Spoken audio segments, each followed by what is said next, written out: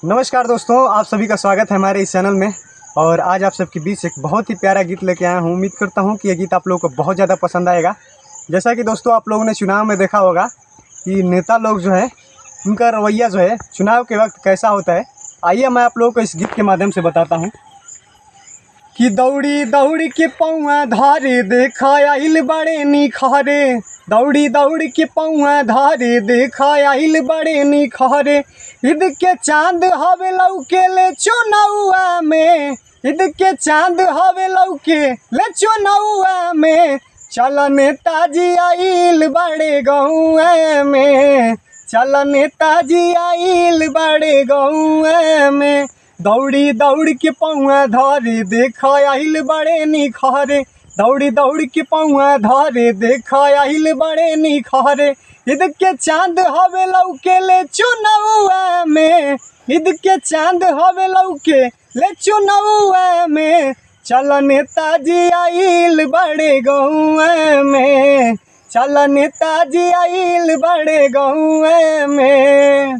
नेताजी के काम का बात करे का तरीका, अरे जुमलेबाजी काम हो इनकर, जुमलेबाजी बतियाई है हो। गली नाली पानी सब मुँह में से लगवाई है हो। जुमलेबाजी काम हो इनकर, जुमलेबाजी बतियाई है हो। गली नाली पानी सब मुँह में से लगवाई है हो। कि रोब झारी है रही है खूबे भौआ में, रोब झारी है रही है खूबे भौआ में। चल नेताजी आइल बड़े गौआ में, चल नेताजी आइल बड़े गौआ में। अरे खाकी कुर्ता खाकी वर्दी का गजब स्टाइल हो। मुंह में पान कचरत रहे काने सटल मोबाइल हो। खाकी कुर्ता खाकी गमछा का गजब स्टाइल हो। अरे मुंह में पान कचरत रहे काने सटल मोबाइल हो।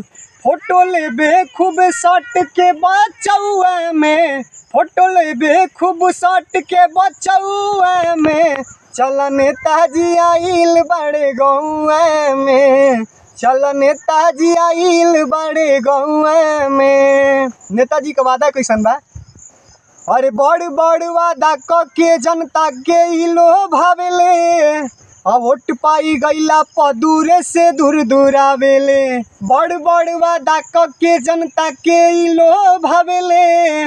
वोट पाई गईला प दूरे से दूर दूर आवेले।